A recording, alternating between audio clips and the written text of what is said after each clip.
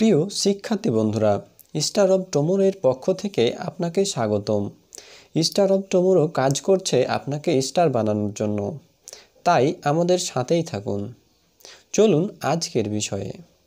আজকের আলোচ্য বিষয় হচ্ছে দ্য ওয়েস্টল্যান্ড এর থিম সহ ব্রিফ ও শর্ট কোশ্চেনের সলভ করার সকল এলিমেন্টগুলো। আজকে আমরা দ্য ওয়েস্টল্যান্ড এই টাইটেলটির বিষয়ে অল্প একটু জানব। দ্য ওয়েস্টল্যান্ড শব্দটি আসলে কবি এই কবিতাটি লিখেছিলেন প্রথম বিশ্বযুদ্ধের পর। তিনি আশঙ্কা করেছিলেন এই যুদ্ধের সময় কাটিয়ে আবার পৃথিবীতে শান্তি প্রতিষ্ঠা হবে, আবার প্রতিষ্ঠা হবে সেই ধর্মীয় পুনর্জাগরণ। কিন্তু এমন কিছু না হওয়ায় তিনি পৃথিবীকে একটা ওয়েস্টল্যান্ড বা ঊষরভূমি বা বধ্যভূমির সাথে তুলনা করেছেন। এই নামকরণ থেকেই আমরা বুঝতে পারি যে কবির মেন্টালিটি কেমন আছে, কবি আসলে কি বোঝাতে চান।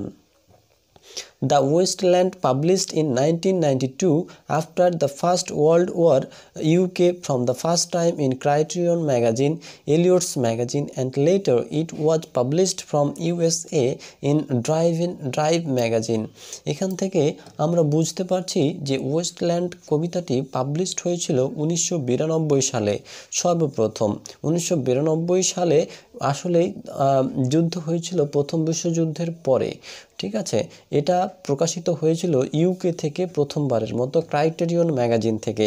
ক্রাইটেরিয়ন ম্যাগাজিনটি ছিল এলিয়টসের নিজের। And letter it was published, এবং এটা প্রকাশিত হয়েছিল পরবর্তীতে ইউএসএ থেকে, আমেরিকা থেকে, ইন ড্রাইভ ম্যাগাজিনে। দ্বিতীয় যে বিষয়টি আমরা দেখব যে এই কবিতাটির সাব টাইটেল হচ্ছে the burial of the dead. Okay, তারপর আমরা যে বিষয়টি দেখছি the first name of the poem. এই কবিতার প্রথম নামটা ছিল he do the police in different voices. পরবর্তীতে এই নামটি পরিবর্তন করা হয়েছে। এই কবিতার মোট লাইন সংখ্যা হচ্ছে 434টি।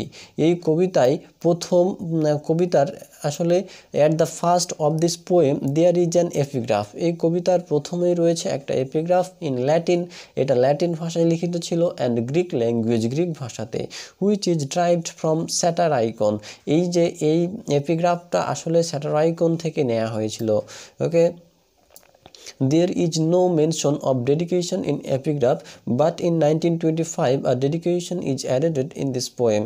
আসলে এই এপিগ্রাফে আসলে কোনো ডেডিকেশনের উল্লেখ ছিল না, কিন্তু 1925 সালে সংশোধনের মাধ্যমে এখানে ডেডিকেশন লাগানো হয়েছে। তারপরে যে বিষয়টি আমরা দেখব যে in this poem there are many literary tools like reference, allusion, magazine character, images, character. Those are different to keep in mind.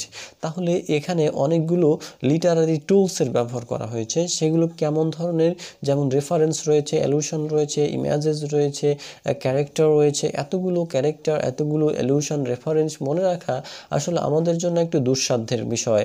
তাই আমরা এটাকে দুই ভাগে ভাগ করতে পারি। হাইব্রো, যেটাতে শেক্সপিয়ার, ওভিড, হোমার এই টাইপের কিছু রেফারেন্স রয়েছে, আর হচ্ছে লোব্রো দ্বারা বোঝানো হচ্ছে শেক্সপিয়ার রেজ, অর্থাৎ শেক্সপিয়ারের চাইতে ছোট যারা লেখক এবং সমালোচক ছিলেন তাদের কথা বলা হচ্ছে। এই কবিতাটিকে 5টি সেকশনে ভাগ করা হয়েছে। The burial of the did, এখানে 76টি লাইন রয়েছে। এই সেকশনে প্রথম সেকশনটি 76 লাইন বিশিষ্ট, দ্বিতীয় সেকশনটি হচ্ছে 96 লাইন বিশিষ্ট, সেটা হচ্ছে আ গেম অব চেস। তৃতীয়টি হচ্ছে দ্য ফায়ার সারমন, 39 লাইনস, এখানে 139টি লাইন রয়েছে। It is the most long stages of this poem, এটা হচ্ছে অনেক সবচাইতে বড় একটা স্টেজ বা সেকশন। তারপরেরটা হচ্ছে যে the death by water, 10 lines, এটা হচ্ছে এই ডেথ বাই ওয়াটার মাত্র 10 লাইনের, এবং এটাই হচ্ছে সবচাইতে ছোট shortest section. Okay, what the thunder said, 113 lines, এখানে রয়েছে 113টা লাইন। আমাদের এই সেকশনগুলো, দ্য ওয়েস্টল্যান্ডের সেকশন, 5টা সেকশনগুলো ভাইবা পরীক্ষায় আসলে স্যাররা অনেকেই জিজ্ঞেস করে থাকেন। এই স্যারদের অনেকেই প্রশ্নের উত্তর দিতে পারেন না। এটি মনে রাখার জন্য আমরা একটু বিষয় মনে রাখবো। এখানে দেখুন the burial of the did, আপনি মনে করুন কোনো একজন মৃত বাড়িতে গেছেন, তার কাফন দাফন করা শেষে আপনারা সেখানে কি করলেন, যে চেস দাবা খেলতে শুরু করলেন এবং সেখানে কোনো এক জায়গায় ফায়ার আগুন লাগলো এবং তারপরে আপনারা সেখানে সবাই মিলে পানি দিয়ে নিভালেন এবং তারপরে পরে আবহাওয়া খারাপ থাকার কারণে সেখানে কি শুরু হয়ে গেল, সেখানে শুরু হয়ে গেল থান্ডার। তাহলে আমরা মৃত বাড়িতে গেলাম, দাবা খেললাম, আগুন লাগলো, আগুন নিভালাম, তারপর সেখানে থান্ডার বা বজ্রপাত হলো। তাহলে এখান থেকে এইভাবে এই কথাটুকুন আমরা মনে রাখলে বুঝতে পারবো, the burial of the dead, a game of chess, the fire sermon and death by water, and what the thunder said. ওকে, তাহলে এই কথাটুকুন আমরা মনে রাখতে পারবো ইজিলি। তারপরে এই কবিতার ন্যারেটরকে, এই কবিতার ন্যারেটরকে এটা আসলে খুঁজে পাওয়া বা খুঁজে বের করা খুবই দুঃসাধ্যর বিষয়। তার কারণ এখানে সরাসরি কে ন্যারেটর সেটা বোঝা যায় না বা এখানে উল্লেখ করা নেই। Narrator of this poem may be Eliot himself, Eliot নিজেই হতে পারে, অথবা ফিশার কিং, অথবা টায়ারসিয়াস, অথবা ম্যাডাম সোসেস্ট্রি। ম্যাডাম সোসেস্ট্রি আসলে হতে পারে ফিশার কিং। ফিশার কিং হচ্ছে একজন রাজা এবং অন্যদিকে টায়ারসিয়াস ছিলেন একজন অন্ধ নবী, আর ম্যাডাম সোসেস্ট্রি হচ্ছিলেন এমন একজন জ্যোতিষ যিনি ভবিষ্যৎবাণী করতে পারতেন। তিনি ভবিষ্যৎবাণী কী করতেন, কিভাবে করতেন, তিনি used 78 cards for measuring Fortune. তিনি ভাগ্য গণনার জন্য 78টি কার্ড ব্যবহার করতেন এবং তোতা পাখি সেই কার্ডের মধ্যে যে কোনো একটা তুলতো, এভাবে তিনি ভাগ্য গণনা করতেন। Has been taken from yellow of যে এলডিওস হলেক্সি। আর এই যে আপনার যে অ্যালুশনটা, যে রেফারেন্সটা নেওয়া হয়েছে, এই যে রেফারেন্সটা আসলে কোত্থেকে নেওয়া হয়েছে দেখুন, যে এলডিওস হলেক্সির কাছ থেকে, যে ক্রোম ইয়োলোর যে এলডিওস হলেক্সিরকে এখান থেকে নেওয়া হয়েছে। ওর যে এটা হতে পারে সিস্টার্ন অব রিচ লেডি, যে এই সিস্টার্ন অব রিচ লেডি বলতে বোঝানো হচ্ছে কবি ইলিয়টের স্ত্রী হতে পারে, অথবা হতে পারে ফিলোমেলা। ফিলোমেলা কে ছিল? ফিলোমেলা ওয়াজ রেপ্ট বাই টায়ারসাস। এই টায়ারসাস কর্তৃক যিনি কি হয়েছিল, রেপ হয়েছিল। এই ফিলোমেলা হতে পারে এই কবিতার ন্যারেটর। আসলে ন্যারেটর কে খুঁজে পাওয়া মুশকিল। যে king letter change into a Nightingale. এখানে দেখুন টায়ারসাস কে ছিল? টায়ারসাস ওয়াজ দ্য কিং। টায়ারসাসও একজন রাজা ছিলেন। লেটার চেঞ্জ ইন্টু নাইটেঙ্গেল, তারপর পরবর্তীতে তিনি নাইটেঙ্গেলে রূপান্তরিত হয়েছিলেন। Has been taken from Ovid's Metamorphoses. এবং যে এই তথ্যটি, এই অ্যালুশনটি নেওয়া হয়েছে মেটাফোর্স থেকে। কার মেটাফোর্স? ওয়াভিডসের মেটাফোর্স থেকে আসলে কালেক্ট করা হয়েছে। The burial of the did. তাহলে প্রথম সেকশনে আমরা চলে যাচ্ছি। আসলে এই থিমগুলো, এই কবিতার যে 5টা থিম রয়েছে বা 5টা সেকশন রয়েছে, আমরা 5টা সেকশনকে ক্রমান্বয়ে ভাগ করব এবং প্রথম সেকশনে যেটা রয়েছে আমরা আলোচনা করছি দ্য বারিয়াল অফ ডিড। ওকে, তাহলে স্প্রিং ইজ ওফুল টাইম। আসলে এই কবিতায় বারিয়াল অফ ডিড দ্বারা বুঝতেই পারছি আমরা যে মৃতদের, আসলে মৃত বলতে বোঝানো হচ্ছে সারা পৃথিবীতে বা এই আধুনিক সমাজে প্রধান সভ্যতা যেগুলো রয়েছে, যে আধুনিক সভ্যতা বিজ্ঞানের আবিষ্কারের ফলে এবং নারী জাগরণের ফলে ইত্যাদির কারণে আসলে কি হচ্ছে, ধর্মীয় যে দিকগুলো, ধর্মীয় বিষয়গুলো দিনের পর দিন উঠে যাচ্ছে এবং এক পর্যায়ে এটি সব কিছু স্প্রিং ইজ দ্য ওফুল টাইম দ্বারা বোঝানো হচ্ছে যে স্প্রিংটা আসলে এই বিশ্বযুদ্ধের পর, প্রথম বিশ্বযুদ্ধের পর আসলে তিনি আশঙ্কা করেছিলেন যে আবার পৃথিবীতে শান্তি ফিরে আসবে, আবার ধর্মীয় শান্তি ফিরে আসবে, যেমনটা শান্তি ফিরে আসে বা প্রকৃতির মাঝে একটা ভাবগাম্ভীর্যতা পুরো ফিরে আসে। কিভাবে ফিরে আসে? যখন বসন্তকালে আসে, ফুল ফুটে চারদিকে পাখি গান গায়, ফুল গাছগুলো ফুলে সেজে ওঠে, এইরকম আবার পৃথিবীটাকে সেজে উঠবে বলে তিনি মনে করতেন। কিন্তু বসন্ত আর এই পৃথিবীতে আসলো না, বসন্ত ফিরে আসা আর সম্ভব না। এটি আসলে বোঝাতে চাচ্ছেন যে স্প্রিং ইজ দ্য ওফুল টাইম। যেখানে এপ্রিল মাসটাতে যে ইংল্যান্ডে কি আসে, যে স্প্রিং আসে, আর এপ্রিল মাসটা আসলে ওদের কাছে আনন্দের বিষয়, কিন্তু কবির কাছে এটি আনন্দের বিষয় নয়। তার কারণ এই পৃথিবীটা ধর্মীয় দিক দিয়ে অনেক পিছনে চলে গেছে। স্যাটারিং মেমোরিজ, আর এখানে কিছু ভেঙে যাওয়া স্মৃতিগুলো, শেষ হয়ে যাওয়া ধ্বংসপ্রাপ্ত কিছু স্মৃতিগুলোকে তিনি মনে করছেন শৈশবকালে তিনি কিভাবে আনন্দ উল্লাস করেছিলেন, কিভাবে মেরি নামের মেয়ের সাথে তিনি আসলে যে স্লেডে চড়েছিলেন, কিভাবে এই যে পূর্বের স্মৃতিময় যে তাদের পূর্বপুরুষরা ধর্মকর্ম পালন করেছিলেন, এমন সব স্মৃতিগুলোকে আসলে তিনি এখানে মিস করেছেন। যে ম্যারি দ্য কাজিন, এখানে ম্যারি কে ছিল? Mary the cousin of the narrator has been described.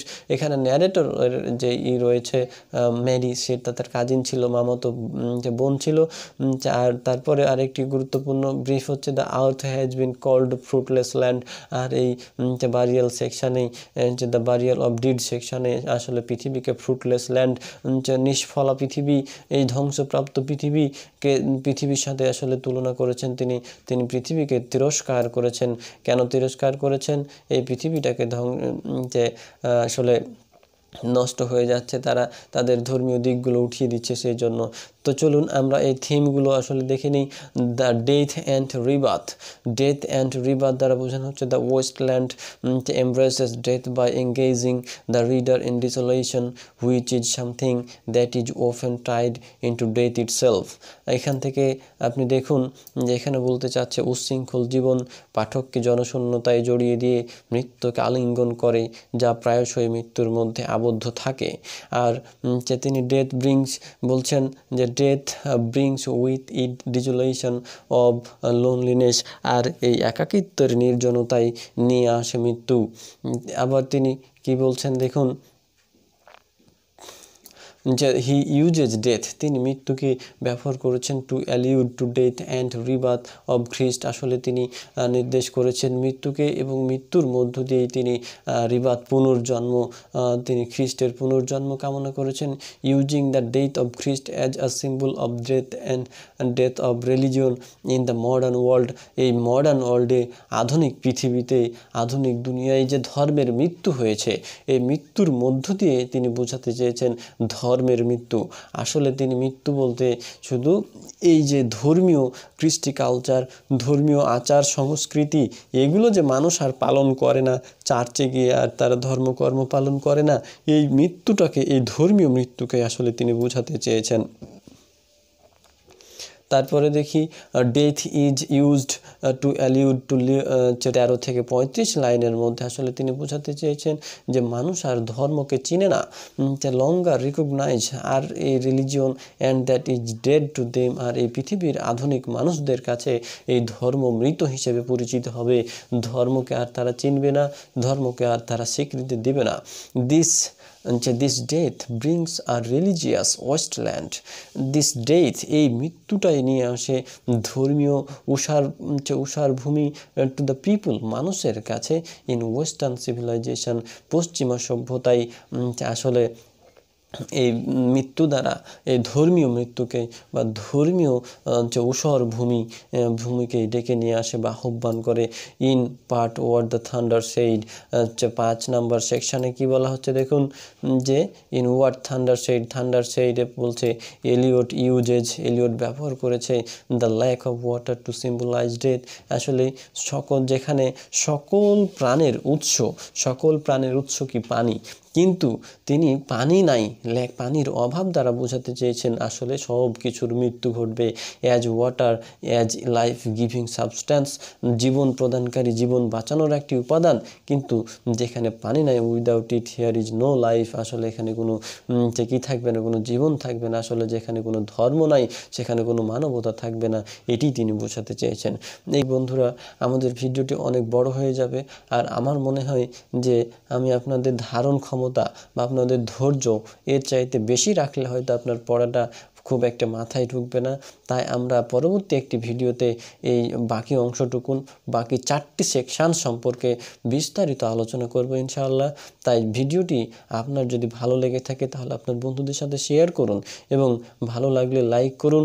আপনার মনের মতামতটা, আপনার মনের চিন্তা ভাবনাগুলো আমাদেরকে জানান, আসলে ভিডিওটি আপনার কেমন লাগলো, কিংবা এর চাইতে বেটার করা যায় কিভাবে, সেই পরামর্শগুলো আমাদের দেবেন ইনশাআল্লাহ। আমি আপনার কাছ থেকে এটি আশা করছি। আর স্টার অফ টুমরো আপনার জন্যই কাজ করছে, আপনার ক্যারিয়ার নিয়ে কাজ করছে, সুতরাং অবশ্যই আপনি আমাদের সাথেই থাকবেন বলে আশা করছি। ধন্যবাদ।